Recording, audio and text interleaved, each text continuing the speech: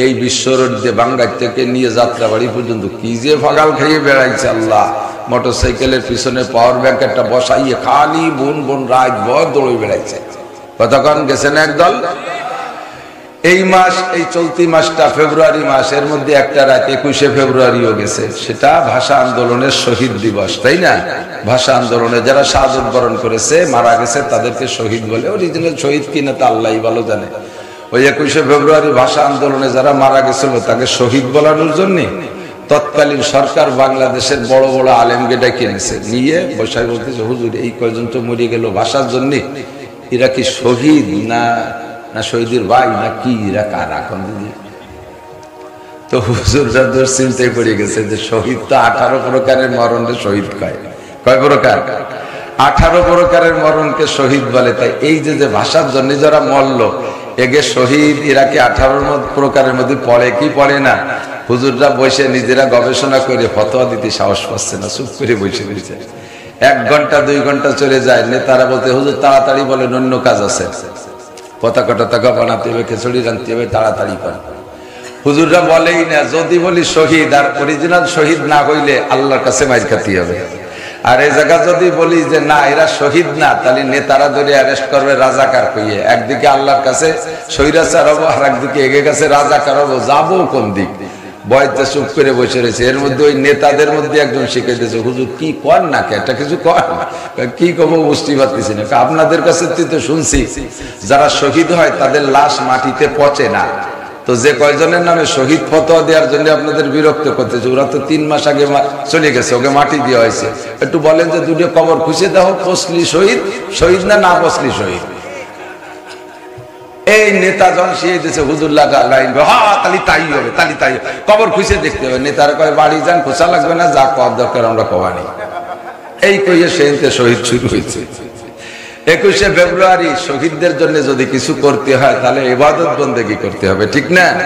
রাতের বেলা যুবক যুবতী আধা বয়সী এরা খালি পায়ে সারা রাত ঘুরে টুরে ফজরের বাদে একটু মার্চ করলে একটা নেকির 100 ভাগের 1 ভাগ হবে। যদি ফতোয়া দিতে পারে, জানাই বলতে পারে, তাহলে আমরা সারা বাংলাদেশের সমস্ত হুজুর খালি পায়ে খালি গায়ে এটি বেড়াবো, রাস্তা দিয়ে কোনো সমস্যা নেই। কিন্তু করার দরকার ছিল, যা দানা করে করছে আর একটা সর্বনাশ করে দিছে, ঠিক কি ঠিক না? তো আমি বলতে চাইছি, সরফুল মাকানে বিল মাকিন, গত মাসটা দামি হয়েছে, ওই মাসের ভিতরে ঢুকছে বিশ্বনবী মুহাম্মদুর রাসূলুল্লাহ সাল্লাল্লাহু আলাইহি ওয়াসাল্লামের মেরাজ গমন। এই জন্য গত মাসটা দামি হয়েছে, মাল ঢুকছে ওর ভিতরে। আর এই মাসের এই বোতলটা দামি হয়েছে কি জন্য? এই মাসের ভিতরে লাইলাতুল বারাত নামে একটা রাত গেছে, যেটা আহলে সুন্নাত ওয়াল জামাতের আকীদায় বড় একটা ইবাদতের রাত। এই রাতের ওসিলায় শাবান মাস দামি হয়েছে, মাল ঢুকছে বোতলের ভিতরে, মাল ঢুকছে, দামি মাল।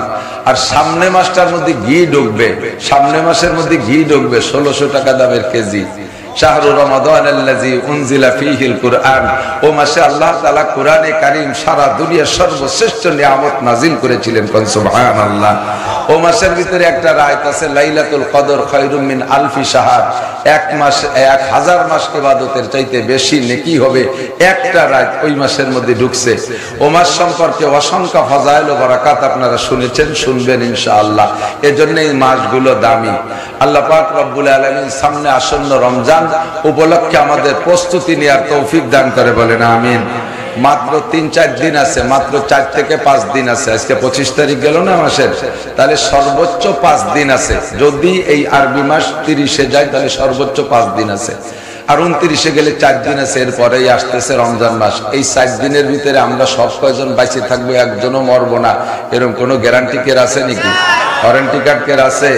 যুবকরা সাহস করে একজন কয় যে আমি বাঁচবই, আমরা 7 ভাই দরজায় দাঁড়ায় থাকবে, 6 ভাই আমি ঘরের মধ্যে থাকবো, আজরাইল আসতে গেলে লাঠি দিয়ে বড়ই তাড়াই দেবো। কও যে তুমি যে আমি বাঁচবই, আমি মরবো না।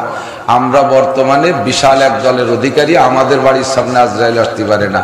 তুমি খালি সাহস করে কও, আল্লাহ কবে যে তোরে মারবো এই জায়গায় ফেলে, তোরে বাড়িও জাতি দেবো না শয়তান, তোর কোনো বাপও ঠেকাতে পারবে না। কথা কর না কে? ঠিক না? লা ইস্তাখিরুনা সাআতান ওয়া লা ইস্তাকদিমুন, মরণ এসে গেলে কোনো বাহাদুরি চলে না। কত বড় রাজা বাদশা শক্তিশালী বীর পাহলোয়ান চলে গেল, তোমার মতো আমার মতো খুদে মাসি মারতে আল্লাহ পাকের চাইলে না, পয়সাও খরচ করা লাগে না। কাজী এই 4 দিনও আমরা বড় সন্ধ্যের মধ্যে আসি বিদায় দোয়া করতে থাকি, আল্লাহ গত রমজানের তো ফিরায় 15-11 মাস তুমি বাঁচাই রাখছো, এটাই নিটুনি আর মাত্র 4-5টা দিন আছে, এর মধ্যে তুমি কোনো আপদ বালাই দিও না, আমাদের একটু রমজান মাসে পৌঁছাই দাও, জোরে কানা আমিন। এর জন্য একটা আরবিতে আমরা দোয়া হয়তো পড়েছেন কেউ জীবনে 2-1 বার, না পড়লে একটাবার পড়ে নেই। এই 4 দিনের জন্য দোয়া হয়ে যাক, আল্লাহুম্মা বারিক লানা ফি রজাবা ওয়া শাবান ওয়া বাল্লিগনা রমাদান।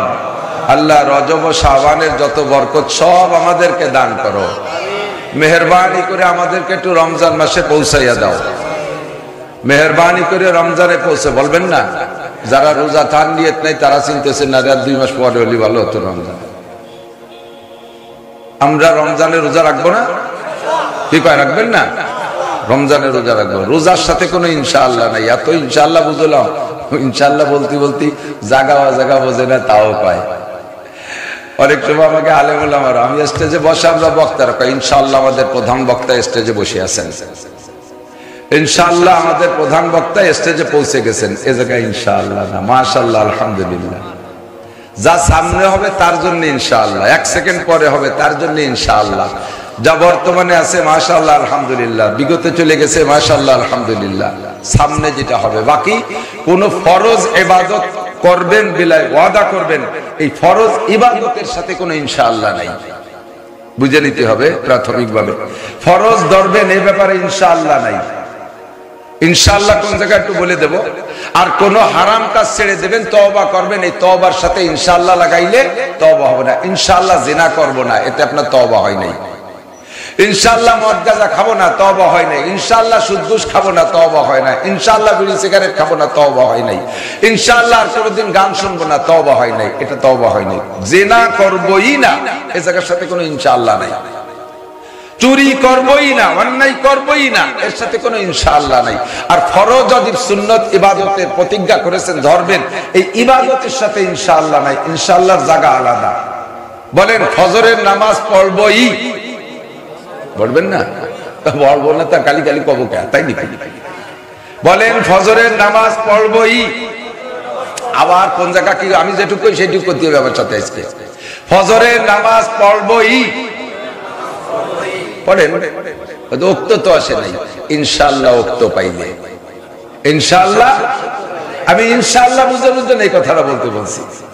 বলেন হজ করবই, যা এটা নাই তো যাবো করতে ইনশাআল্লাহ তৌফিক হলে। এই ইনশাআল্লাহ কিসের সাথে? তৌফিকের সাথে। বলেন যাকাত দেবই, তা দেন, এটা নাই তো তা দেবো করতে ইনশাআল্লাহ টাকা হইলে। ইনশাআল্লাহ কথা বোঝা যাচ্ছে না? এই ইনশাআল্লাহ বোঝানোর জন্য বলছে। ইনশাআল্লাহ একজন গাই কিনতে যাবে আমাকে ওই পাশে সাড়া বিটের হাট, যশোরে সাড়া বিটের হাট আছে না, গরু কেনার হাট, বড় হাট।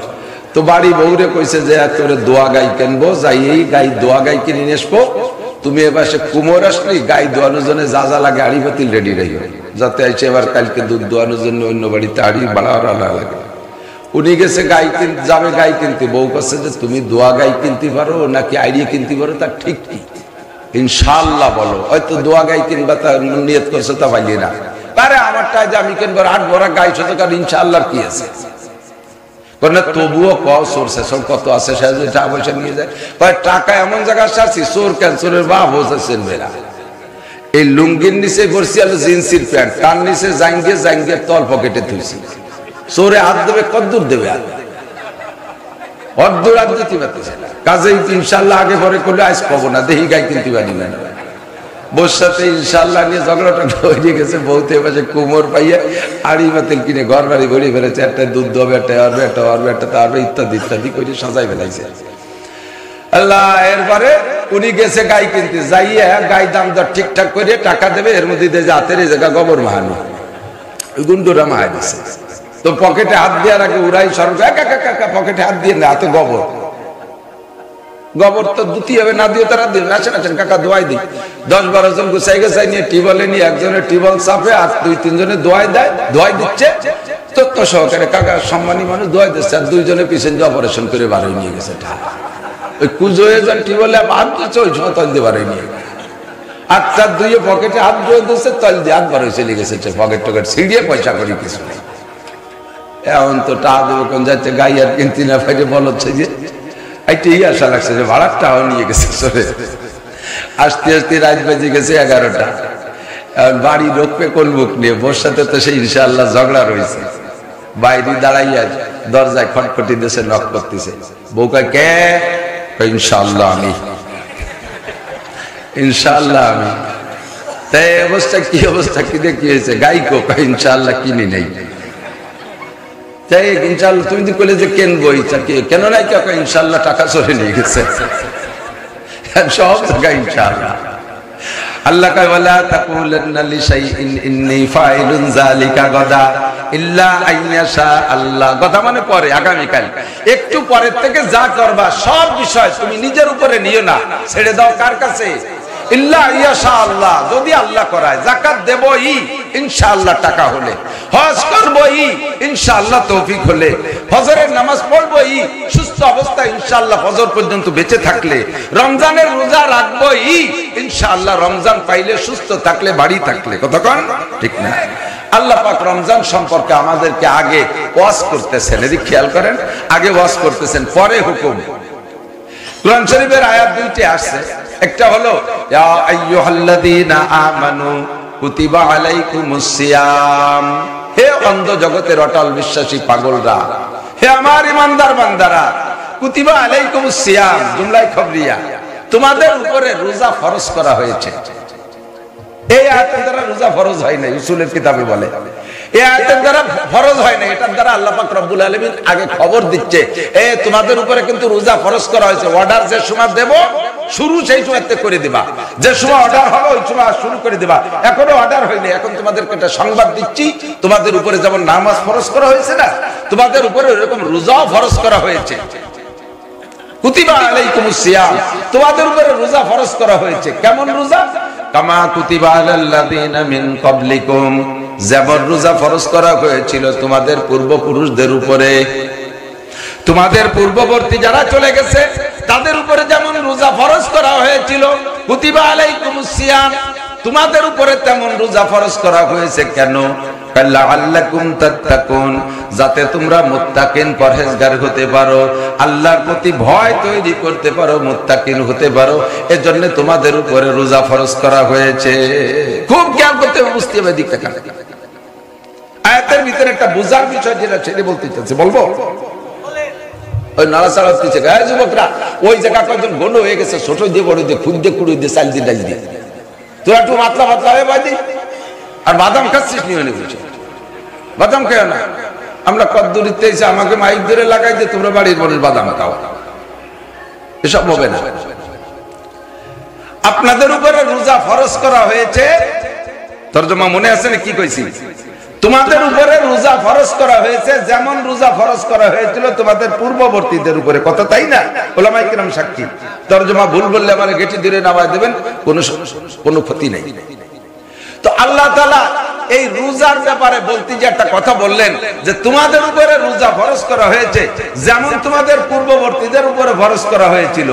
অথচ অন্যান্য শরীয়তের আমল যত আছে একটার ব্যাপারেও আল্লাহ তাআলা এই জাতীয় কথা বলেন নাই। যে হুকুম আছে ওই হুকুম পালনের কথা বলছে। কুল্লিল মুমিনিন ইয়াগুদ্দু মিন আবসারিহিম, মুমিনদের বলে দাও তারা যেন পর্ণালী চোখের সামনে আসলে চক্ষু নিচু করে ফেলে। এই জায়গা বলেন নাই যে আগের পুরুষরা যেমন চক্ষু নিচু করছে ওই রকম চক্ষু নিচু করে ফেলো, একই নেই। কুল্লিল মুমিনাত ইয়াগুদ্দু মিন আবসারিহিন্না ওয়া ইয়াহফাজনা ফুরুজাহুন্না, মুসলমান নারীদেরকে বলে দাও পরপুরুষ চোখের সামনে আসলে যেন চোখ তুলে না দেখে, চক্ষু নিচু করে ফেলে। এই জায়গা আল্লাহ বলেন নাই আগের নারীরা যেমন চক্ষু নিচু করেছে তোমরাও এরকম চক্ষু নিচু করো, এ কথা আল্লাহ বলেন নাই। আকিমুস সালাত তরফাইন নাহার, নামাজ সংক্রান্ত 82-এর মতো আয়াত আছে। সব আয়াতের ভিতরে ডাইরেক্ট হুকুম আকিমুস সালাত, আকিমিস সালাত, তুকিমুস সালাত, নামাজ কায়েম করো, নামাজ কায়েম করো। একটা জায়গা আল্লাহ বলেন নাই তোমরা নামাজ পড়ো যেমন আগের মানুষরা নামাজ পড়েছে। তোমাদের উপরে নামাজ ফরজ করা হয়েছে যেমন আগের মানুষদের পর নামাজ ফরজ করা হয়েছিল। আগেও কিন্তু নামাজ ছিল, কিন্তু নামাজ পড়ার ব্যাপারে আল্লাহ আর কোনো রেফারেন্স দেয় নাই। বুঝছেন নাকি কথা? খেয়াল করতেছেন না? তোমাদের উপরে হজ ফরজ করা হয়েছে যেমন আগের মানুষের উপরে হজ ফরজ করা হয়েছিল, এভাবে বলে নাই। তোমাদের উপরে যাকাত ফরজ করা হয়েছে যেমন আগের মানুষের উপরে যাকাত ফরজ করা হয়েছিল, এভাবে বলেন নাই। যাকাত দাও, হজ করো, নামাজ পড়ো, পর্দা করো, হালাল খাও, এ জায়গা ডাইরেক্ট হুকুম।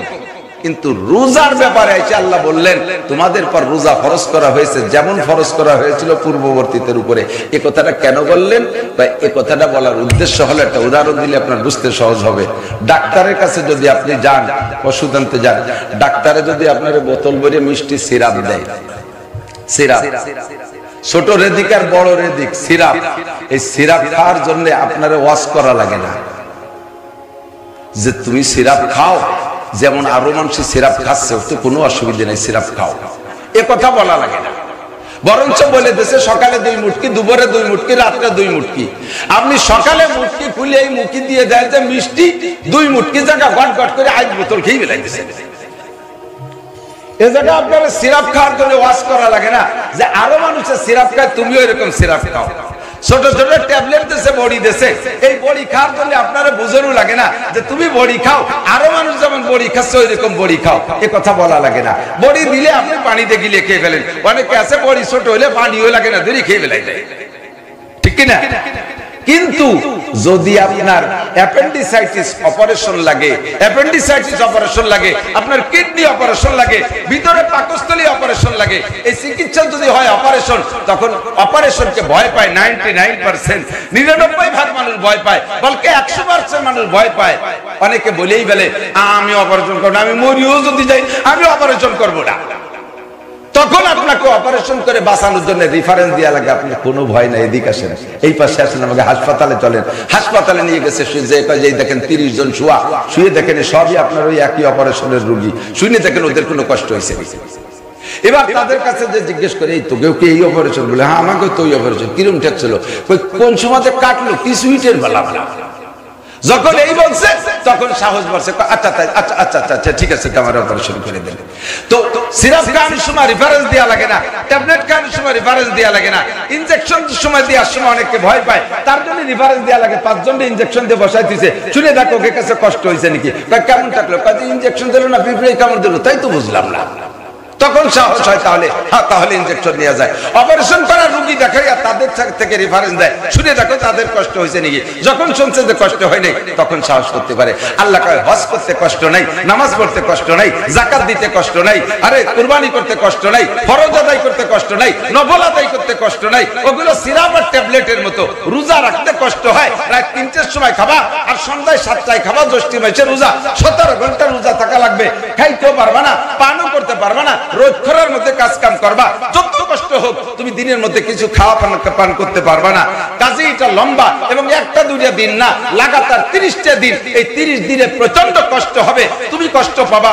এর জন্য আল্লাহ পাক রব্বুল আলামিন রেফারেন্স দিয়ে বলেছেন, তুমি মনে করো না যে এই কষ্টের ইবাদত, এই অপারেশন খালি তোমার, কামা কুতিবা আলাল্লাযিনা মিন ক্বাবলিকুম, তোমাদের পূর্বপুরুষের উপরে কিন্তু এই রোজা ফরজ করা হয়েছিল। তারা যেহেতু রাখতে পারছে, তুমি কেন পারবা না? বাকি তুমি একথা জেনে নাও, আমার ইসলামী শরীয়তের কোন একটা মানুষের শক্তির বাহিরে, সাধ্যের বাহিরে কোনো হুকুম আমি চাপাই দিইনি। লা ইউকাল্লিফুল্লাহু নাফসান ইল্লা উসাহা, শরীয়তের কোন বিধান আমার আপনার শক্তির বাহিরে আল্লাহ পাক চাপায় দেয় নাই। যেখানে যে আবার কষ্ট হবে ওখানে আল্লাহ বিকল্প ব্যবস্থা রেখেছে।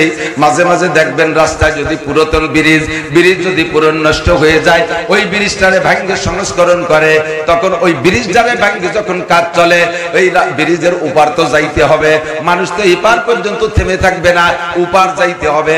যাওয়ার জন্য রাস্তা বানায় দেয়, তার নাম বিকল্প সড়ক, আছে না নাই? বিকল্প সড়ক বানাইয়া দেয়, বিকল্প সড়ক দিয়ে যাওয়ার ব্যবস্থা আছে। আল্লাহ পাক বলেন শরীয়তের বিধিবিধান তোমার উপরে আমি ফরজ করেছি। যে জায়গায় যে তুমি দেখবা ভাঙ্গা ব্রিজ তোমার সাধ্যের বাহিরে কষ্ট মনে হচ্ছে, দেখো সে জায়গায় আমি আল্লাহ পাক বিকল্প সড়ক ব্যবস্থা রেখেছি। তোমার নামাজ পড়তে ওযু লাগবে, বিনা ওযুতে নামাজ পড়া হারাম, ওযু ছাড়া পাক পবিত্র ছাড়া নামাজ পড়া যাবে না। কতক্ষণ ঠিক না? যত বড় শীত হোক না কেন পানিতে আপনাকে ওযু বানাইতে হবে। এখন আপনি বললেন আল্লাহ, উলামায়ে কেরাম কিতাব এবং তোমার কোরআনে যেভাবে বলছে লা তাকরাবুস সালাতা, তোমরা নামাজের কাছে যাবা না নাপাক অবস্থায়, আর নামাজ বিনা অপবিত্র অবস্থায় নামাজ পড়বা না। নামাজ পড়তে পবিত্রতা অর্জন করা লাগে, বিনা পবিত্রতায় নামাজ পড়বা না। আল্লাহ আমার শারীরিক অবস্থা যা, এখন যদি ঠান্ডা পানি দিয়ে ওযু বানাই তাহলে আমার রোগ বেড়ে যাবে, অ্যাজমা বেড়ে যাবে, শ্বাসকষ্ট বেড়ে যাবে, আমি বৃদ্ধ মানুষ স্ট্রোক করতে পারি, আমার প্যারালাইসিস এসে যেতে পারে, হাতে বল থাকবে না, আমার জীবনের উপরে ঝুঁকি হবে। আল্লাহ আমি কি করতে পারি? আমার সামনে তো ভাঙ্গা ব্রিজ আইসা গেছে, আমি কি করব? আল্লাহ কয় কোনো চিন্তা নাই, ফাতায়াম্মামু সাঈদান তাইয়্যিবা, যদি তোমার শরীর এমন খারাপ হওয়ার ভয় থাকে অথবা যদি তুমি ওযু বানানোর পানি না পাও তাহলে তোমার জন্য বিকল্প সড়ক পাক মাটি দিয়ে তুমি তায়াম্মুম করে নামাজ পড়ে নাও। লা ইউকাল্লিফুল্লাহু নাফসান ইল্লা উসাহা, তোমার শক্তির বাহিরে কোনো হুকুম আমি দেই নাই। নামাজ ফরজ, নামাজে 13টা ফরজ। কয়টা ফরজ একটু বলেন? ফরজ নামাজে কয় ফরজ? আরকান আহকাম 13 ফরজ। 13টা ফরজের ভিতরে একটা ফরজ হলো ফরজ নামাজ দাঁড়িয়ে পড়া ফরজ। ফরজ নামাজ দাঁড়িয়ে পড়া ফরজ। শক্তি থাকলে ফরজ নামাজ দাঁড়িয়ে পড়া ফরজ। আপনি শক্তি থাকা সত্ত্বেও যদি ফরজ নামাজ বসে পড়েন, একটা ফরজ তরক হয়ে গেছে, আর একটা ফরজ তরক হইলে আপনার 12 ফরজে নামাজ ধরে রাখতে পারবে না, আপনার নামাজ বাতিল হয়ে যাবে।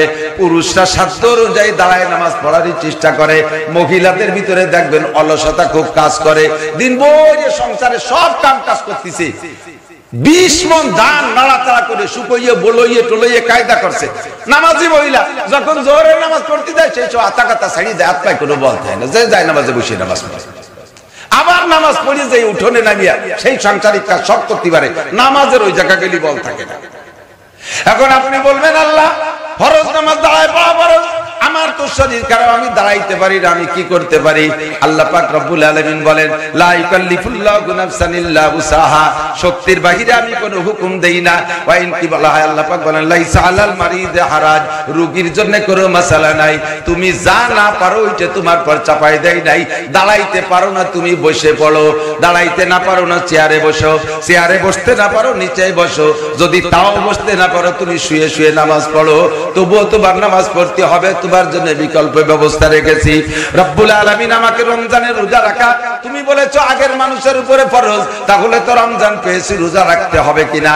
আল্লাহ কয় ফামান শাহিদা মিনকুমুশ শাহরা ফালইয়াসুম, তোমরা যারা রমজান মাস পেয়ে গেছো, তোমরা যারা রমজান মাস পেয়ে গেছো আর ছাড় হবে না, অবশ্যই তোমরা রোজা রাখো।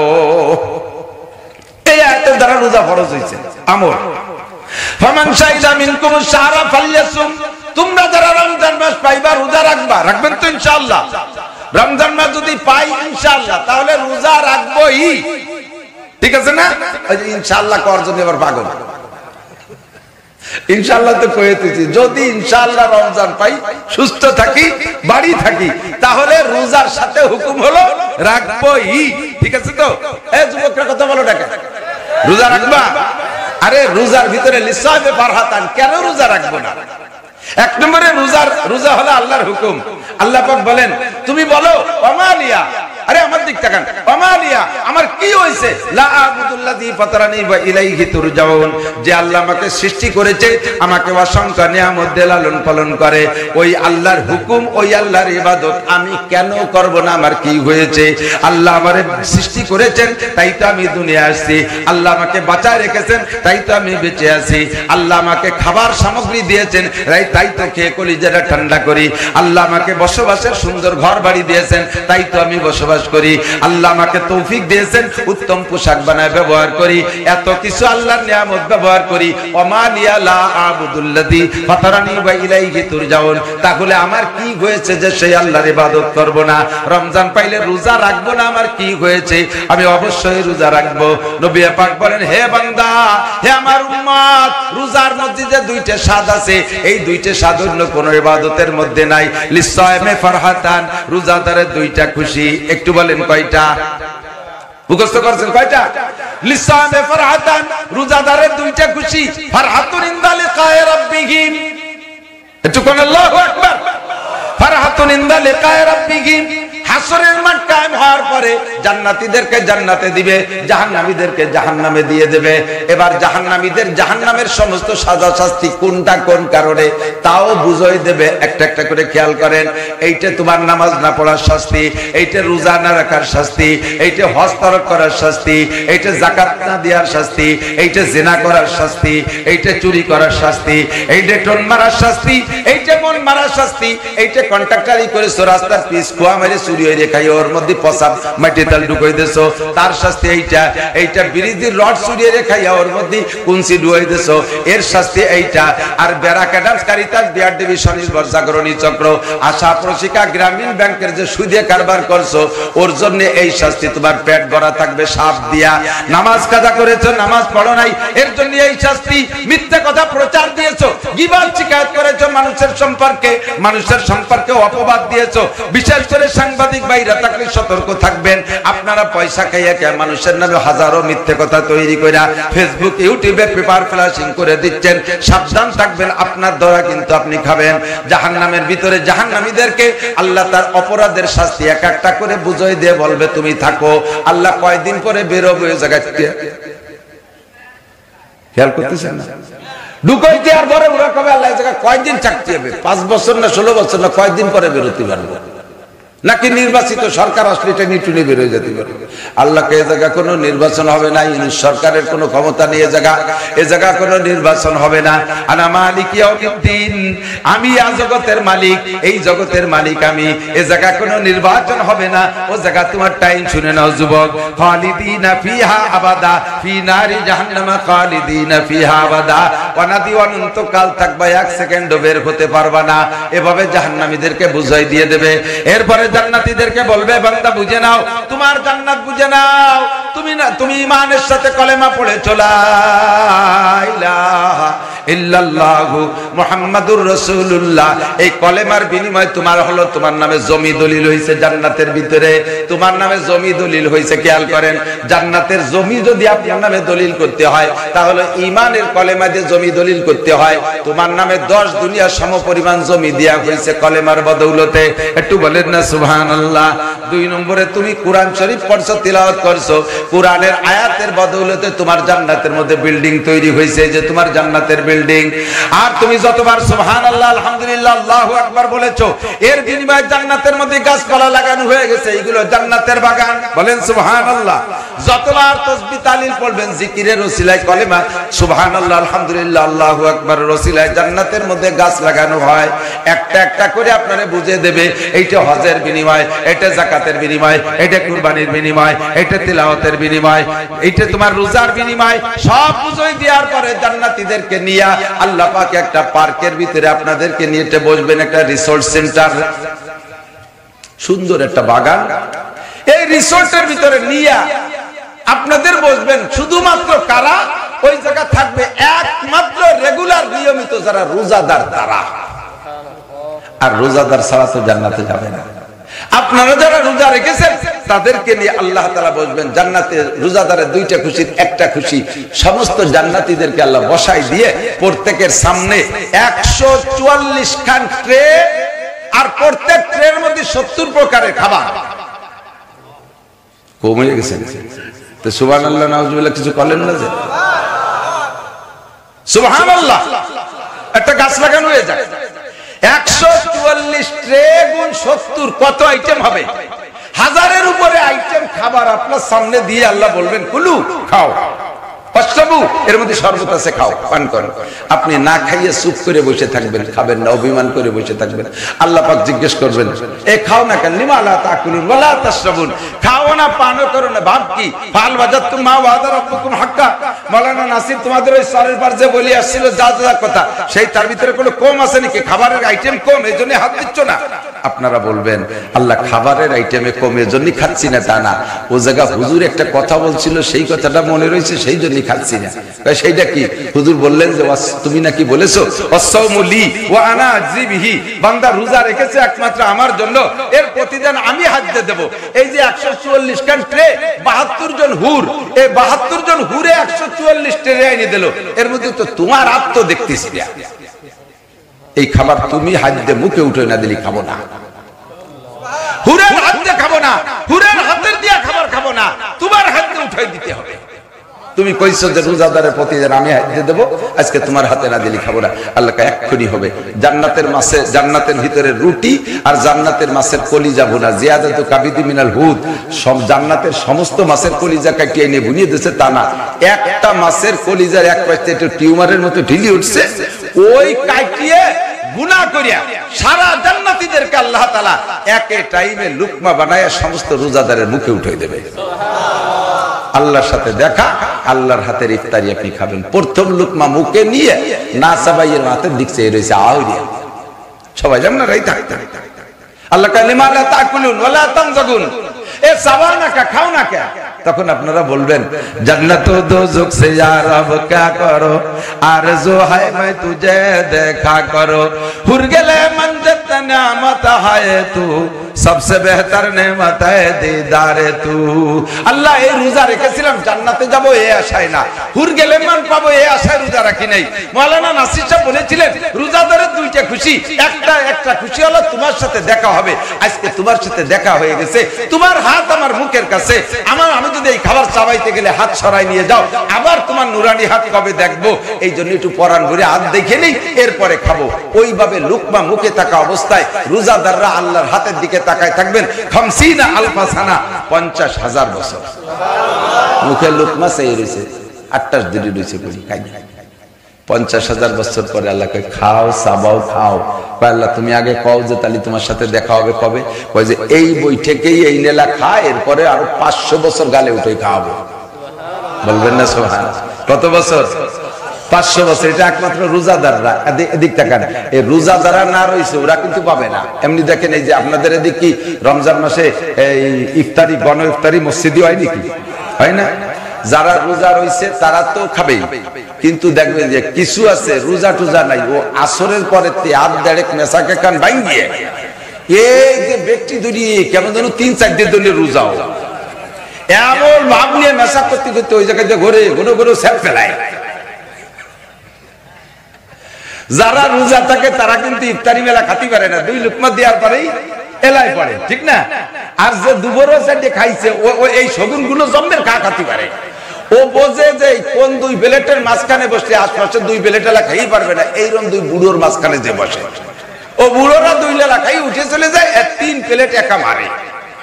এইভাবে 4-5 দিন খাইছে। হঠাৎ যদি প্রমাণ হয়ে যায় যে এটা রোজা ছাড়া এইভাবে খায়, তাহলে ওর কি হয়? ওরে গেটি ধরে সুতো দিয়ে বাড়িতে বেড়িতে ছড়া শয়তান, রোজা না খাইয়ে ইফতারির দুয়ারে এসে ঘুসঘুস করতেছিস। এই এক প্রকারের প্রাণী আছে না, শিখে কয় কি ইঁদুরের মতো, ওই রাত্রি টিপ মেরে বেড়ায়, দেখছেন না? গায়ে তিব্বত আতরের গিরান না। রাতে যদি ঘরে খাবার দাবারের অনুষ্ঠান ভালো হয়, তাহলে দেখবে বেড়ার কোনো ফাঁক ফাঁক থাকলে শিখে ঢুকে পড়ে, খুসখুস খুসখুস করে শব্দ করে না? রাতের খাবার কি শিখের জন্য তৈরি হয়েছে? বাড়িওয়ালা দুজনে মেহমানের জন্য, কিন্তু শিখে আইসে ওই জায়গায় ডিস্টার্ব করে। তখন মা কি কয়, ছোট ছেলে একটা 8-9 বছরের বয়স, ও রাতে মুগুর একখান দিয়ে কয় দড়াই যে আসলে শেষা বাড়ি দিবি। ফিরে যখন শিখে আইসে কুসকুস করে শিখের শেষা বাড়ি দিয়েছে, তাতে থাল ও দুহেন ভেঙে গেছে, কিন্তু সুসর কাপ সারা। রোজাদাররা এই জায়গায় আরামসে আল্লাহর হাতের খানা খাবে। বুঝদারিরা আসতে বসতে জান্নাতের গিরান চোখ পেয়ে যারা রোজা রাখে নাই, তারা ওই শিখের মতো খুসখুস করে, কি ব্যাপার এত গিরান কোয়াইতে আসে, কি ব্যাপার? আল্লাহ কয় 70 আলফা মালাকিন মিনাল জান্নাহ, 70 আলফা মালাকিন, 70,000 ফেরেশতা ওই জায়গায় নামাই দেওয়া হবে। অবিকুল্লি আইদিহিম শাওতুন, প্রত্যেকের হাতে একটা লাঠি থাকবে, 70 জিরান, 70 গজ লম্বা, মিনান নার, এই লাঠিগুলো হবে আগুনের। এই ফেরেশতাদেরকে দাঁড় করে দিয়ে বলবে, বেরোজাদারে যে কয়টা এই জায়গা শিখের মতো খুসখুস করতে আসবে, শেষা বাড়ি দিয়ে ছাড়িয়ে দিবি। শয়তান, রোজা থাও না খাওয়ার জন্য চলিয়েছে।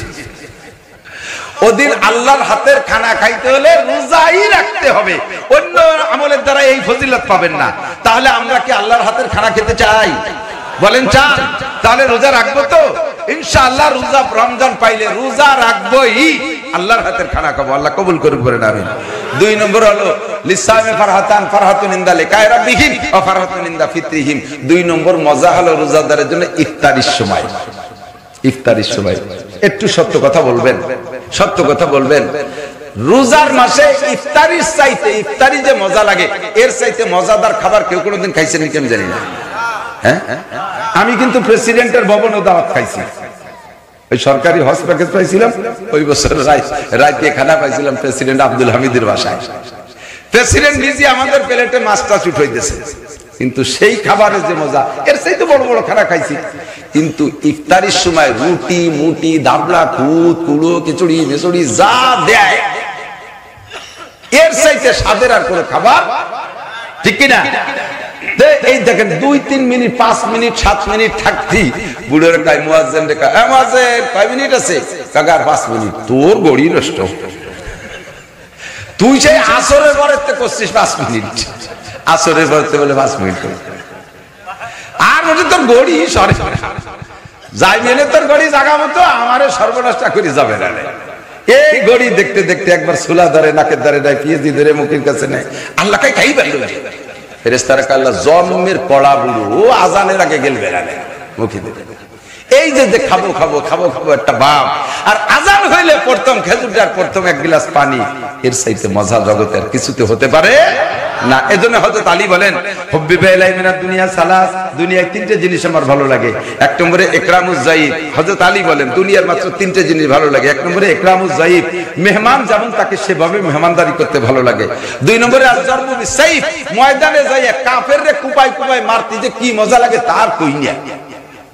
আমি কাফেররে কোপ দেই আর ও লাফাই লাফাই মরে, সে যে কিরম চাই দেন, ওই যে শৈল মাছ জিম ধরে বসে থাকে না, আর ওই যে কি দিয়ে কোপ দেয় দূরিতে টেডা টেডা, তো শৈল মাছ ভাইসে রয়েছে নিরিবিলি, আপনি দূরিতে টেডায় যে কোপ দিচ্ছেন তার এই কান সিঁড়ে বান সিঁড়ে জড়াইয়া, সেই সময় শৈল মাছটা একদম লাফায়া খিলখিলে হাসে না, কোপ খাইয়া শৈল মাছ হাসে নাকি?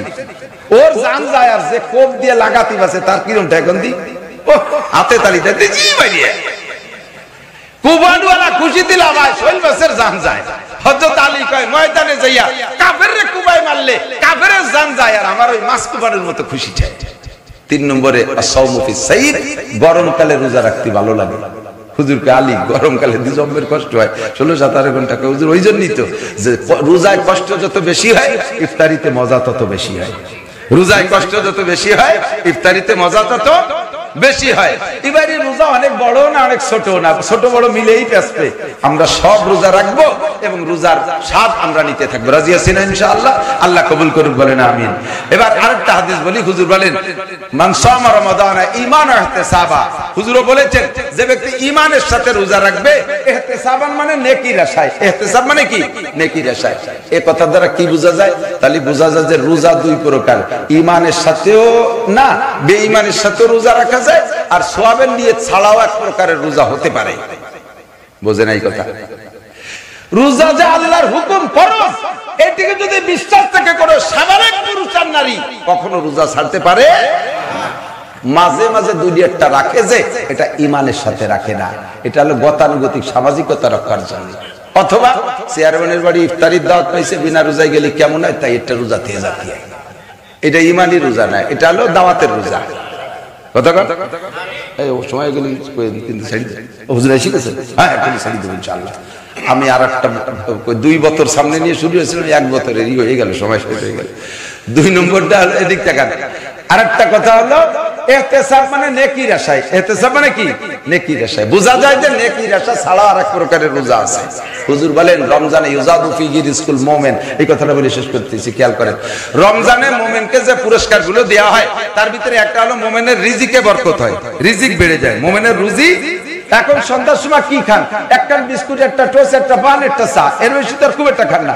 রমজান মাস আসলে 20-22 প্রকার নিয়ে বসে না, ধনী গরিব সকলেরই আল্লাহ তাআলা রুজির বরকত বাড়ায় দেয়। এর রোজাদারের জন্য বাড়ি 5 জন সদস্য, 3 ভাই বোন আর মা বাপ, তো মা বাপ আর বড় 2 ভাই বোন রোজা রাখে, 4 জন রোজা রাখে। ছোট ছেলেটা নাবালেগ 22 বছর বয়স, ও রোজা রাখে না।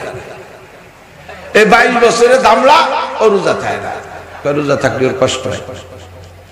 রাতের বেলা যে কয়জন রোজা থাকবে, রাত্রে যে সেহরির ভালো খানা, এই ভালো খানায় 4 জনের যতক্ষণ কোমরের শক্তি থাকে অতক্ষণ কম খাইয়ে ছাড়ে, সাফ করে ফেলাই দিয়েছে, একেবারে গলা সমান টাইট দিয়ে খাইয়ে দিয়ে ওর জন্য কোনো মতে বিলাইতি খাওয়ার মতো ভাঙ্গাচোরা ডিশ বলে একটু রয়েছে, তার ডাহেও নাই, ওভাবে রয়েছে, মাসি ব্যান ব্যান করতেছে। ইন্ডা নামাজ পড়ে এসে ঘুমাইছে, 9টার সময় উঠছে, ও উঠে কয় মা ভাত কোন জায়গা, কয় টেবিলি করেছেন তো খাই যে কয় যে ওর পর তো কিছু নাই, কি দেখি শয়তান কথা বলছে যাচ্ছে তাই কা রোজা থাকবি না, তোমার তো গরম ভাত না। ও বয়তে বয়তে যা ছিল ঠান্ডা ফান্ডা খাইছে, তাতে ব্যাট ভরে নেই। দুপুর বেলা কয় মা কি খাবো, কয় চারটে মুড়ি খা, এখন চারটে মুড়ি খা, কয় তো সকাল সকালে এই কালে দুপুরে মুড়ি খাবো, হ্যাঁ শয়তান কথা কবি না, বেরোজাদারের জন্য ভাত রাইন্দে আমি কাবের হবো। ও বয়তে বয়তে চারটে মুড়ি গুড়ি দিয়ে খাইছে।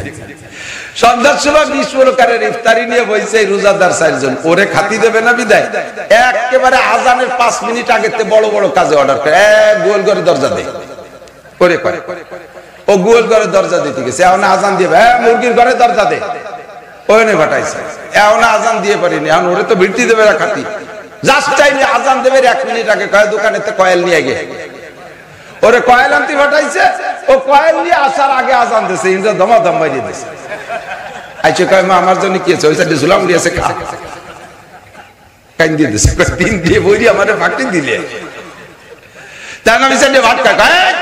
রোজাদারকে আগে ভাতের হাঁড়িতে হাত দিবি না, তোর আব্বা তোর ভাই নামাজ পড়ে আসবে, তারপরে ওরা খাবে, শেষে তুই খাবি, ওকে কালকে আমি রোজা থাকবো। এই বড় পার্সিয়ালিটি, এত বড় ক্ষতি তোমরা করো, হাতে ধরিয়া পার্সিয়ালিটি করো, রোজা আমিও রাখবো, কালকে তো রোজা রাখে। এই রোজাকে সোয়াবের আশা ইমানের সাথে নাকি ইফতারির লোভে আর সেহরিতে মায়ের পেটে থাকে 10 মাস 10 দিন, এটা হলো সর্বোচ্চ টাইম। কিন্তু 15 মাস ইনসাফি বন্টন যদি আপনি কোরআন হাদিস ছাড়া যদি সরাসরি শুধু কোরআনকে আপনি সংবিধান মানেন, তাহলে কোরআন দিয়ে ফয়সালা করতে গেলে, ইনসাফি বন্টন করতে গেলে পেটের 15 মাস, দুধ খাওয়াবে 15 মাস।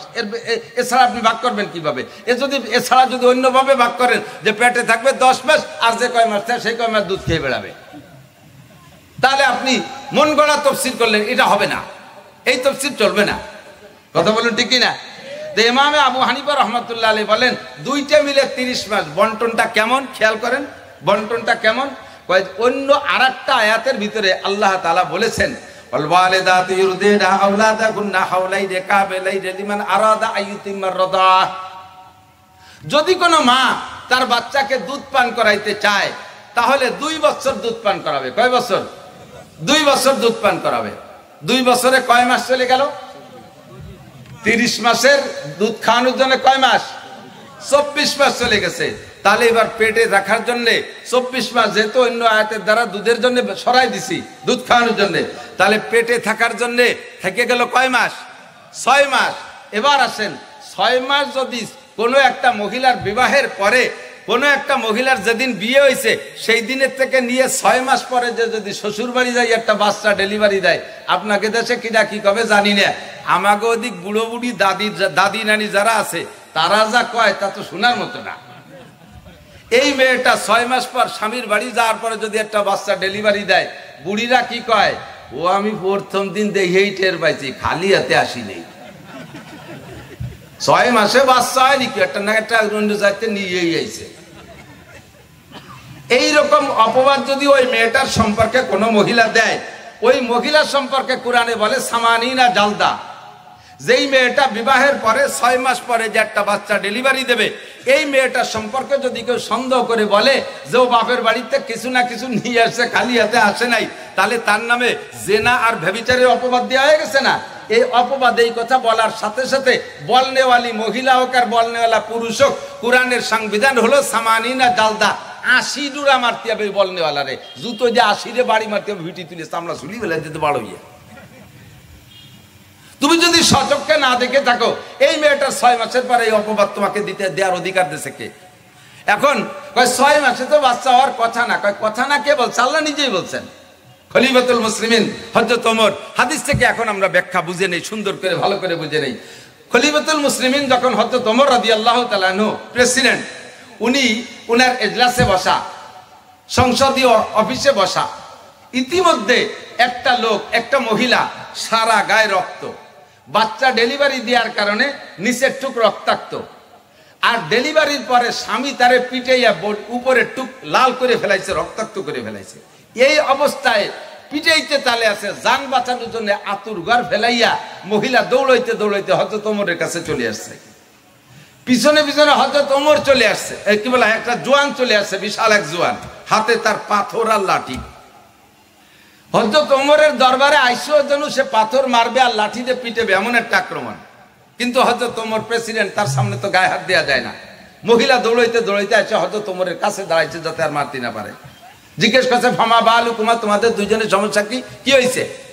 তো যে লোকটা, পুরুষটা পিছনে, সে বলতেছে, খলিফাতুল মুসলিমিন হাজি জাওজাতি, এইটা আমার স্ত্রী, এইটা আমার স্ত্রী, তাকে আমি বিবাহ করেছি আজ থেকে মাত্র 6 মাস আগে।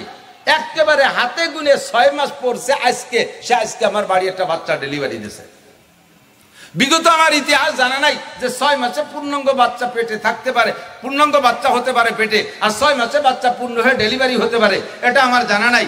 কাজে আমার বিশ্বাস ও অন্য কোথাও অন্যায় করেছে, আমার সাথে বিবাহের আগে জিনা ব্যভিচার করে এভাবে গর্ভধারণ করে সেই বাচ্চা এনে আমার বাড়ি ডেলিভারি দিয়েছে। হাজি জানিয়া এটা ব্যভিচারিণী মহিলা, এটাকে আপনি রজম করেন, পাথর মারেন। হযরত ওমর মেজাজি মানুষ, উনিও এই খবর শুনে হিট হয়ে গেছে, মেজাজ গরম হয়ে গেছে।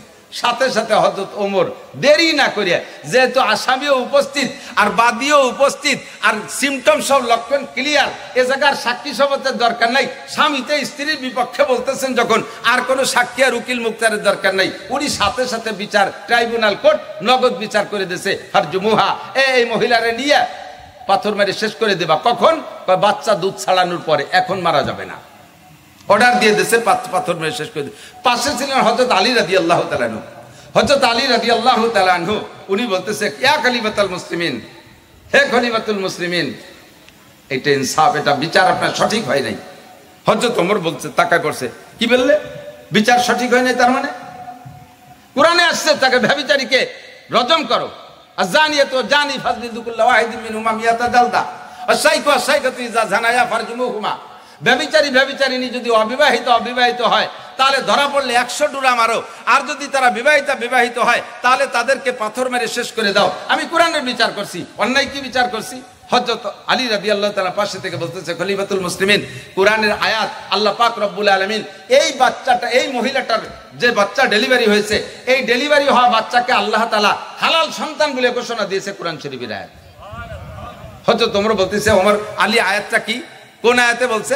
হযরত আলী বলতেছেন, আল্লাহ পাক বলেছেন, ওয়া হামলুহু ওয়া ফিসালুহু 30 শাহরা, বাচ্চা পেটে রাখা এবং বাচ্চাকে দুধ থেকে বিচ্ছিন্ন করা, দুইটা মিলে 30 মাস। 30 মাসের ভিতরে আবার আল্লাহ তাআলা ভাগ করে দিয়েছে দুধের জন্য। ওয়াল ওয়ালিদাতু ইরদিনা আওলাদাহুন্না হাওলাইনে কামিলাইনে লিমান আরাদা আইয়ুতিমার রাদা। যদি কোনো মা তার বাচ্চাকে পূর্ণ দুধ পান করাইতে চায়, 2 বছর 24 মাস দুধ পান করাবে, তাহলে দুধের জন্য চলে গেল 24 মাস, আর পেটে থাকার জন্য কম টাইম থাকলো 6 মাস। কাজেই এই মহিলাটা যেহেতু 6 মাস বাচ্চা পেটে রেখেছে, কাজেই তার বাচ্চাটা হালাল। আপনি তাকে পাথর মেরে শেষ করে দেওয়ার অর্ডার করলেন। কিয়ামতের ময়দানে খলিফাতুল মুসলিমিন, আপনার সম্পর্কে আমি জানি, বিশ্বনবী বলেছেন দুনিয়ার থেকে 10 জন মানুষ জান্নাতের সুসংবাদ পেয়েছে। 1 নম্বরে আবু বকর, 2 নম্বরে রোল নাম্বার আপনার 2। আপনাকে জান্নাতে যাওয়ার থেকে ঠেকানোর মতো আর কেউ নাই। আজকে যদি এই মেয়েটাকে আপনি এভাবে অন্যায় বিচার করে পাথর মেরে শেষ করে দেন, কিয়ামতের ময়দানে এই মহিলাটা আপনার বিপক্ষে মামলা দেবে, এই মামলায় আপনি আটকে যাবেন, জান্নাতে যাইতে দেরি হয়ে যাবে। কাজেই মহিলাটাকে পাথর মারা যাবে না। হযরত ওমর রাদিয়াল্লাহু তাআলা আনহু সাথে সাথে আলীর হাত ধরে বলেন, লাউলা আলিয়ুন লাহালাকা ওমর, লাউলা আলিয়ুন লাহালাকা ওমর। যদি আজকে আলী আমার পাশে না থাকতো তাহলে ওমর ধ্বংস হয়ে যাইতো, আমি ওমর ধ্বংস হয়ে যাইতাম। এমন একটা অন্যায় বিচার করে আমি ভুল সিদ্ধান্ত নিয়ে আমি ধ্বংস হয়ে যেতাম। আল্লাহু আকবার। এবার এই কথার পর হযরত আলী রাদিয়াল্লাহু তাআলা আনহুর কথা, এটা কোরআনের কথার সাথে মিল, এই ব্যাখ্যা দেওয়ার জন্য বিশ্বনবী সাল্লাল্লাহু আলাইহি সাল্লাম হযরত আলী এবং সাহাবায়ে কিরামদেরকে অনুমতি দিয়ে গেছেন। হুজুর বলেন, আসহাবি কুল্লুহুম উদুল বিআইয়িহিম ইক্তাদাইতুম ইহতাদাইতুম। আপনারা বলবেন যে জায়গা তো কোরআনেরই ফয়সালা হলো, হাদিসের ফয়সালা কি হলো? এই যে সিদ্ধান্তটা, ব্যাখ্যাটা বুঝিয়ে দিয়েছে হযরত আলী। আর হযরত আলীর কথাকে শরীয়তে গ্রহণযোগ্যতা তৈরি করার জন্য বিশ্বনবী হাদিস বলে গেছেন। হুজুর বলেন, আসহাবি কুল্লুহুম উদুল বিআইয়িহিম ইক্তাদাইতুম ইহতাদাইতুম। আমার সব সাহাবায়ে কিরাম ন্যায়ের উপরে প্রতিষ্ঠিত। কাজেই আমার সাহাবায়ে কিরাম শরীয়তের যে বিধান, যেটা কোরআনে আছে কোরআন থেকে বলবে, না থাকলে আমার হাদিস থেকে বলবে। যদি তাও না পায় তাহলে আমার সাহাবায়ে কিরাম যে বিষয়টার পর একমত হবে, ওইটা তোমাদের জন্য শরীয়ত। হযরত ওমর রাদিয়াল্লাহু তাআলা সিদ্ধান্ত পাল্টাই দিয়ে লোকরে বুঝাই দিলেন, শরীয়তে তোমার বাচ্চাকে হালাল বলেছে, স্ত্রীকে যা মারছো, অন্যায় করেছো, মাপ চাবা, আর পরবর্তীতে তার গায়ে হাত দিতে পারবার না। যদি কন্যা সুবহানাল্লাহ। ইসলাম আমাদের জন্য পরিপূর্ণ সংবিধান রেখেছেন দুইটা জিনিসের মধ্যে, একটা হলো আল কোরআন, একটা হলো হাদিস। কোরআন এবং হাদিস, এই দুইটার ভিতরে আমার আপনার পরিপূর্ণ জিন্দেগি। আমার আপনার জিন্দেগি শুধু ইসলাম শুধু নামাজ রোজা হজ জাকাতের মধ্যে সীমাবদ্ধ না। কতক্ষণ? ইসলাম শুধু নামাজ রোজা হজ জাকাতের মধ্যে সীমাবদ্ধ না। আমি মাঝে মাঝে আমার এলাকায় কিছু কিছু হিন্দু ছেলেপেলে আছে, মোটামুটি তারা আমাদের সাথে ঘোরাফেরা করতে করতে মোটামুটি একটু ইসলাম সম্পর্কে নরম নরম, এর মধ্যে কয়েকজন মুসলমানও হয়ে গেছে আলহামদুলিল্লাহ। তো যারা হিন্দু আছে ওদেরকে নিয়ে মাঝে মাঝে বসেই আমাদের ইসলাম ধর্মের সব জায়গায় ইসলাম আছে, সব জায়গা নবীর তরিকা, আল্লাহর হুকুম নবীর তরিকা আছে, তোগে ধর্মের ভিতরে এই সব জায়গা কি কি তরিকা আছে কতি? যেমন আমরা যদি খানা খাইতে বসি, বলেন খানা খাওয়াতে শুরু করেন, আমরা যদি খানা খাইতে বসি দস্তারখান বিছাই খানা খাই, এটা নবীর সুন্নাত কিনা? এই যুবকরা আমাদের খেয়াল করেন, এটা কি নবীর সুন্নাত? দস্তারখান বিছাই খানা খাওয়া নবীর সুন্নাত। দস্তারখানের উপরে কোনো খানা পড়লে সেটা তুলে খাওয়া যায়, আর দস্তারখানের উপরে পড়ে যাওয়া খানা যদি তুলে খান তাহলে আল্লাহ পাক আপনার রুজির বরকত বাড়ায় দেবে। হযরত উসমান রাদিয়াল্লাহু তাআলা আনহু একদিন হুজুরকে বলতেছে, হুজুর আল্লাহ পাক সম্পদ দেয়, এটাও নিয়ামত। আমাকে আল্লাহ তাআলা প্রচুর সম্পদ দিয়েছে। সাহাবায়ে কিরামদের ভিতরে উসমান ধনী মানুষ ছিলেন, যার নামই উসমান গনি বলে প্রসিদ্ধ। কত ধনী ছিলেন খেয়াল করেন এদিক। শাম থেকে বিভিন্ন রুটে হযরত উসমানের ব্যবসা, শাম, সিরিয়া, শাম থেকে নিয়া হযরত উসমানের উটের মালের বহর রওনা করছে। একটা উটের পিঠে 100 মণ মাল, পিছনে গাড়ি দেওয়া, একটা উটের লেজ আর একটা উটের মুখ, এইভাবে মাঝে কোনো ফাঁক নাই। তো এভাবে ছাড়ছে শাম থেকে, সামনের উটটা মদিনায় চলে আসছে, পিছনের উটটা এখনো শাম ত্যাগ করতে পারে নাই। এইরকম শত শত রুটে হযরত উসমানের ব্যবসা। তো হযরত উসমান বলতেছে, হুজুর এইভাবে সম্পদ বেড়ে যাওয়ার কারণে আমি ইবাদত করতে একটু ডিস্টার্ব হয়, আমার মন মতো ইবাদত করতে পারি না। হযরত উসমান ইবাদত করতে পারে না মানে নামাজ পড়ে না তাই নাকি? কথা কয় না। রমজানে রোজা রাখে না তাই? তিলাওয়াত করে না তাই? 5 ওয়াক্ত জামাতে নামাজ পড়ে, রেগুলার তিলাওয়াত করে, তাহাজ্জুদের নামাজ কামাই নাই, আওয়াবিন স্টাক চার্জ কামাই নাই, যাকাত 1 পয়সাও দিতে বাকি নাই, দাওয়াতের কাজ বাকি নাই, জিহাদের ময়দানে ডাক আসলে উসমানের যাইতে বাকি নাই, কোনো জায়গা ত্রুটি নাই।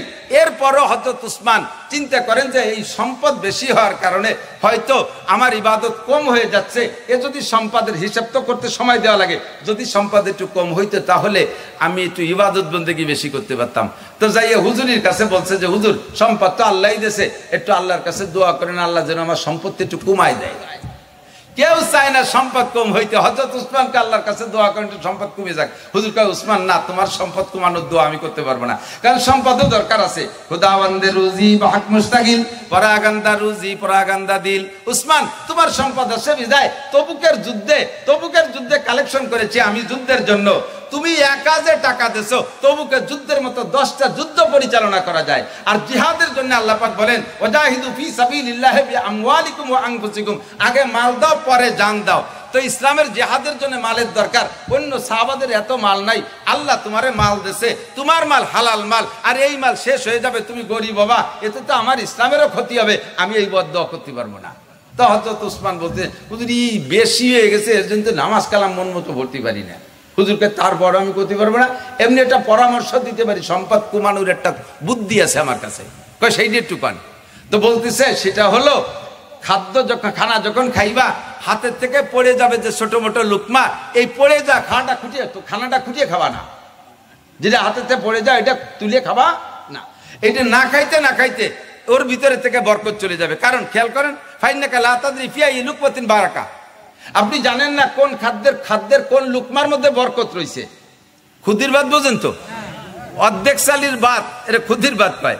প্লেটের কোনায় দস্তারখানের পাশে পড়ে রয়েছে আজকন খুদির ভাত, আপনি ওটা তুলে খাবেন। ফাইন্নাকা লা তাদরি ফি আইয়ি লুকমাতিন বারাকা, আপনি জানেন না কোন লুকমার মধ্যে বরকত রয়েছে। থাকতে পারে ওই খুদির ভাতের মধ্যে বরকত। ওই যে 150 চালির ভাত খেলাম তাতে পেট ভরলো না, খুদির ভাতের মধ্যে বরকত।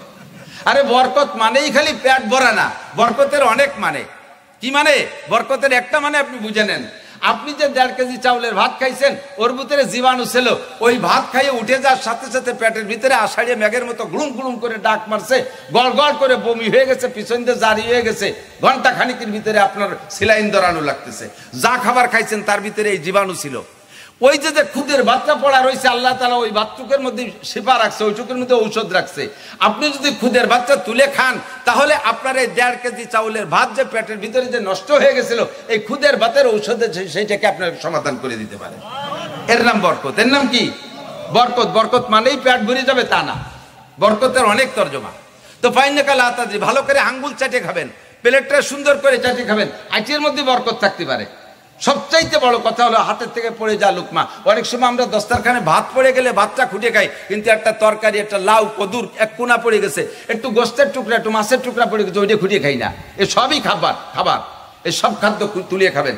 যদি আপনি না খান তাহলে ওই লুকমার মধ্যে বরকত আছে, এই বরকত আস্তে আস্তে যাইতে যাইতে যাইতে যাইতে উসমান তোমার সম্পদ শেষ হয়ে যাবে, তুমি এভাবে বরকত থেকে বঞ্চিত হবার, সম্পদ কমে যাবে, তুমি গরিব হয়ে যেতে পারবা।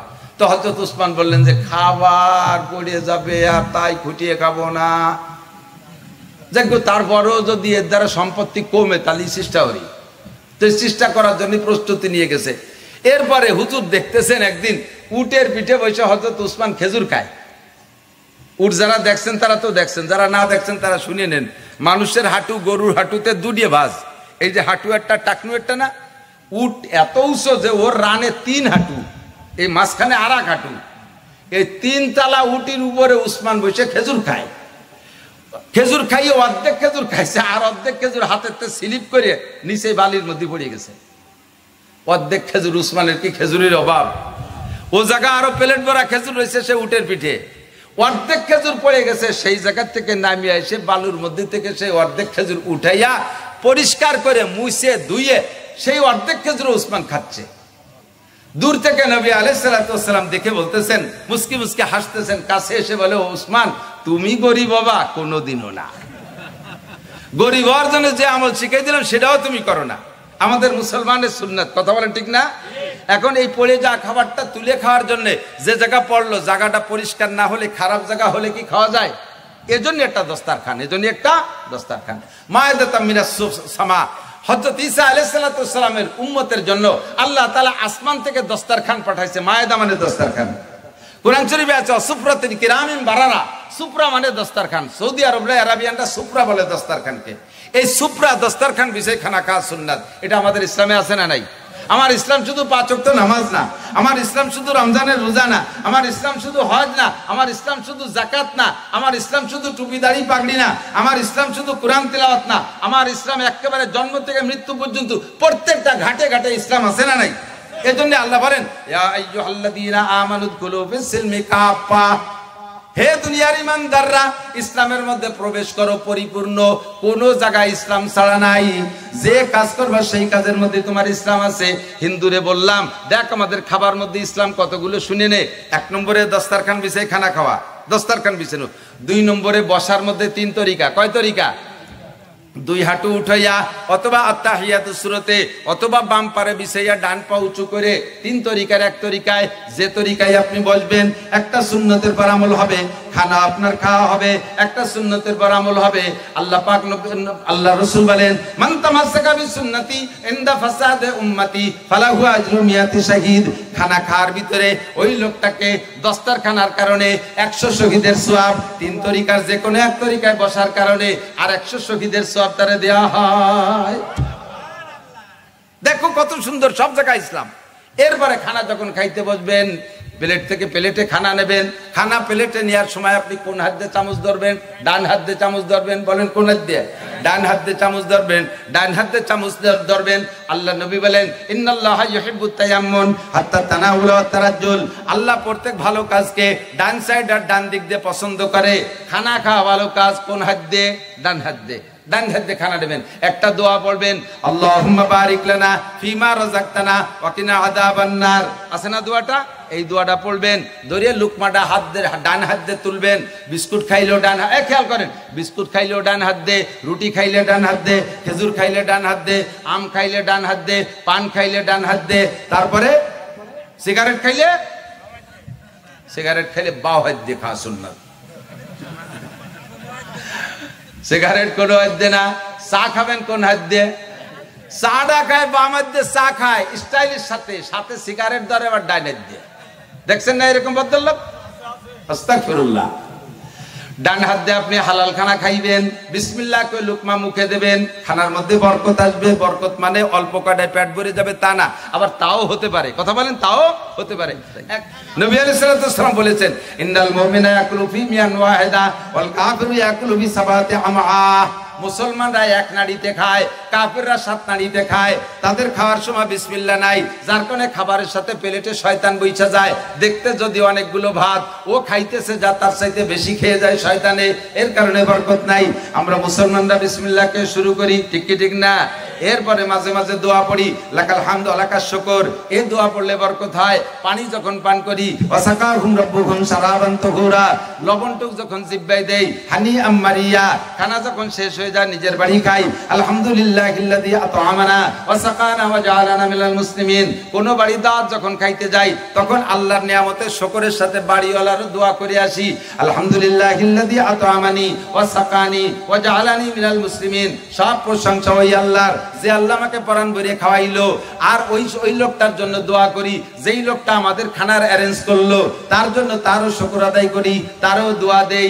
আর আল্লাহ পাক আমাকে মুসলমান বানাইছে। দেখেন খাওয়ার মধ্যে কতগুলি সুন্নাত, কত ইসলামের খাবারের ভিতরে, ঠিক কি না? এ তো খাবারের জায়গা। পায়খানায় যান, পায়খানায় যাওয়ার সময় কোন পা দিয়ে ঢোকা সুন্নাত? ডান পা। কোন পা? ডান পা। বাম পা দিয়ে সুন্নাত। বাম পা দিয়ে বাথরুমে ঢুকছেন, একটা সুন্নতের আমল হয়েছে। বাইরে থাকতে একটা দোয়া পড়বেন। পায়খানা যাওয়ার দোয়া জানেন তো? যে বেগে পায়খানা আছে, দোয়া বড়া চুমায় তাই নাকি? দোয়া পড়তে গেলে লুঙ্গি নষ্ট হয়ে যায়।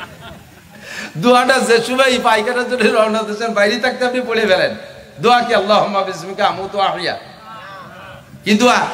আল্লাহুম্মা ইন্নী আউযু বিকা মিনাল খুবুসি ওয়াল খাবায়েস। পায়খানায় গেলে শয়তানে বিভিন্ন প্রকার শয়তানি প্ররোচনা দেয়। এর থেকে দোয়া কইরা পানা চাই আল্লাহর কাছে বাইরের থেকে, আল্লাহুম্মা ইন্নী আউযু বিকা মিনাল খুবুসি ওয়াল খাবায়েস। এইভাবে বাইরে থেকে দোয়াটা পড়লাম। 100 শহীদের সওয়াব। বাম পা দিয়ে বাথরুমে ঢুকবেন, আরেকটা সুন্নাত। আর 100 শহীদের সওয়াব। বাথরুমের ভিতরে ঢুকছেন, এবার বসবেন কিভাবে?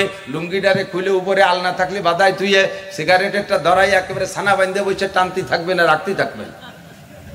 এই নাকি নিয়ম? পায়খানার দুমো আর বিড়ির দুমো একসাথে গেলবেন।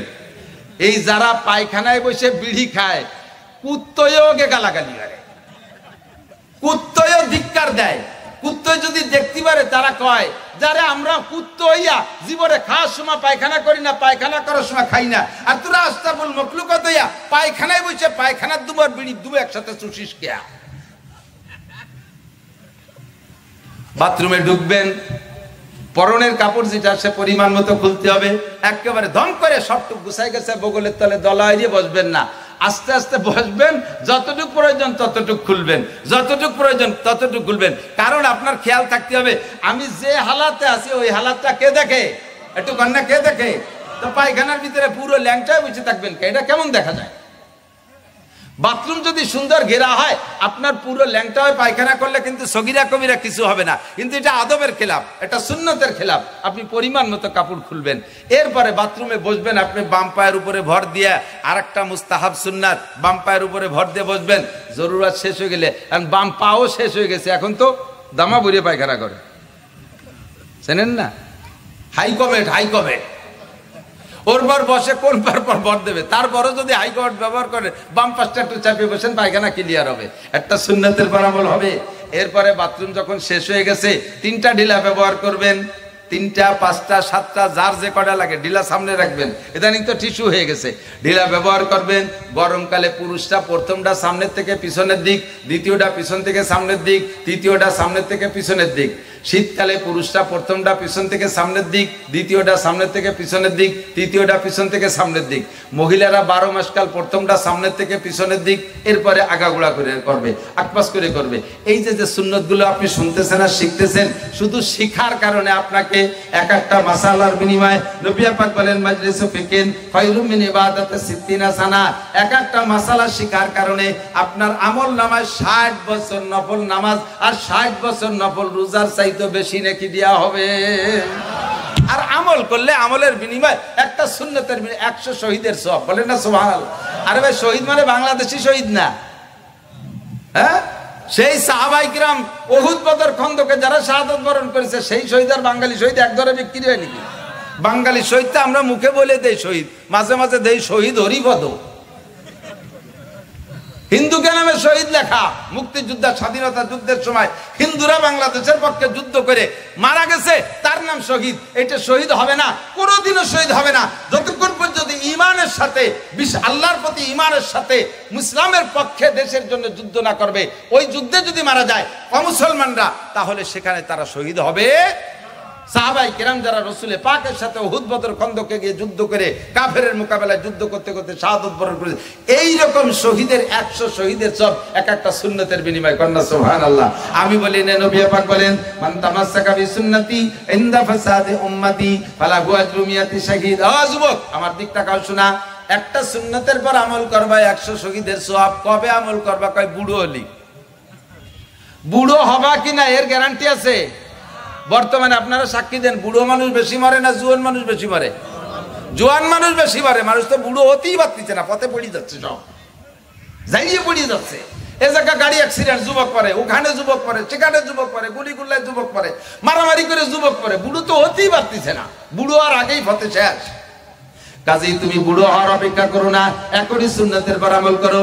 ইসলাম সব জায়গা পরিপূর্ণ। আল্লাহ পাক বলেন, নবী পাক বলেন তারাকতু ফীকুম আমরাইন লান তাদিল্লু মা তামাসসাকতুম বিহিমা কিতাবাল্লাহি ওয়া সুন্নতি। আল্লাহ পাক বলেন ইয়া আইয়ুহাল্লাযীনা আমানু দুখুলু ফিস সিলমি কাফা, ইসলামের মধ্যে পরিপূর্ণ ঢোকো। ইসলাম হাতে গোনা কয়েকটা বিষয়ের নাম না, ইসলাম মুসলমানের জিন্দেগীর সব কাজের নাম ইসলাম, ঠিক কিনা?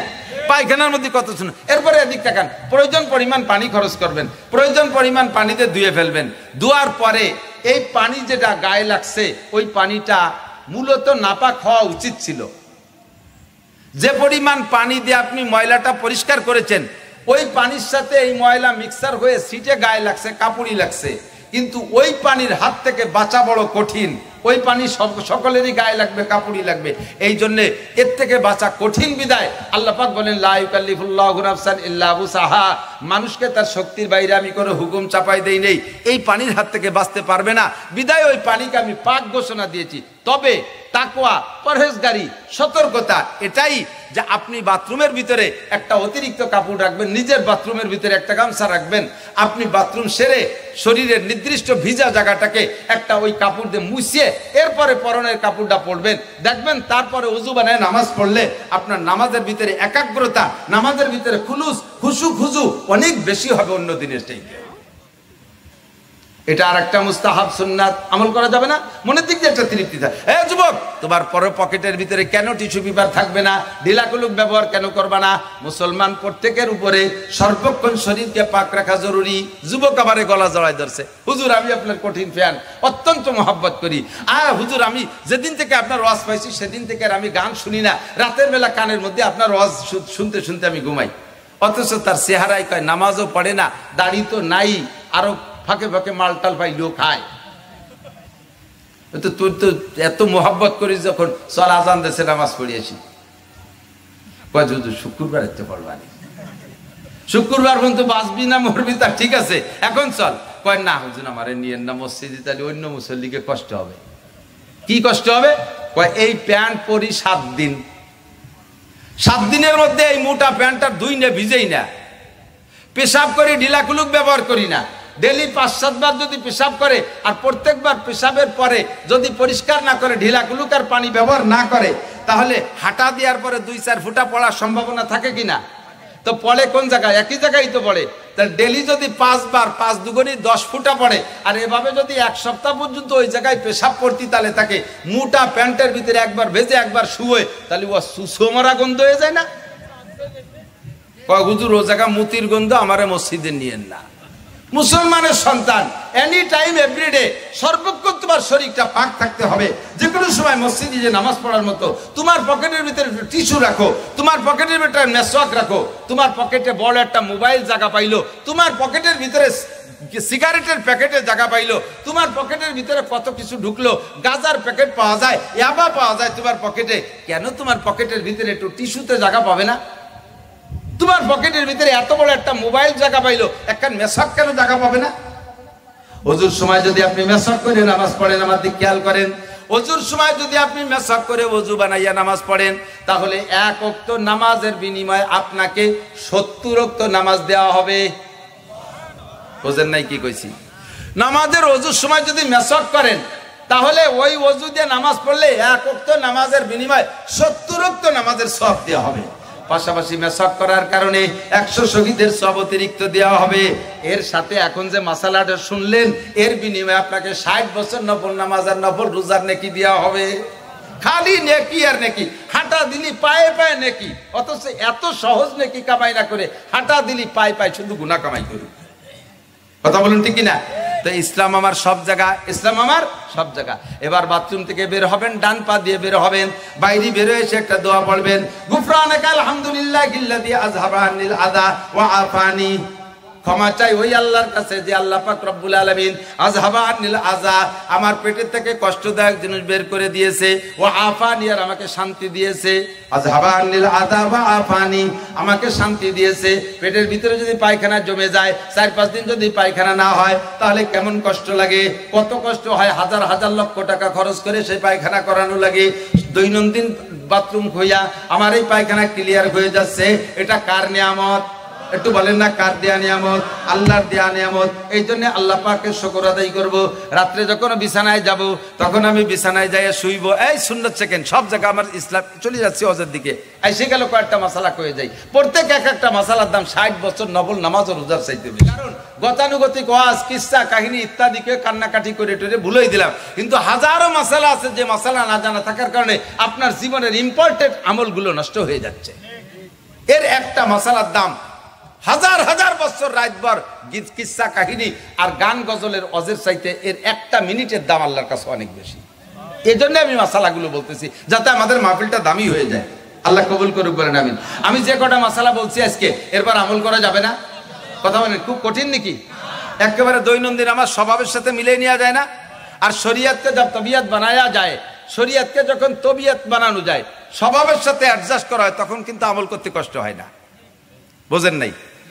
যখন আপনার অভ্যাসে পরিণত হয়ে যাবে এই আমলগুলো, তখন আপনারা মনে করা লাগবে না। সেম কোয়ালিটি মোটরসাইকেল চালানো, খেয়াল করেন, জীবনে যেদিন প্রথম মোটরসাইকেল চালানো শিখছেন, সেদিন আপনার মোটরসাইকেলের ফাংশনগুলো সব ব্রেন দিয়ে খেয়াল করে করে আমল করা লাগছে না? গিয়ার দিতে গেলে পিছনে পাড়া পড়ে সে গিয়ার বন্ধ হয়ে যেত, গিয়ারটা খেয়াল করে দেওয়া লাগছে। গিয়ার দিয়ে ফেলাইছি, ক্লাস চাপতি মনে নেই, গাড়ি খড়খড় করে উঠছে, পিক আপ কমাতে যে বেরিয়ে যায়।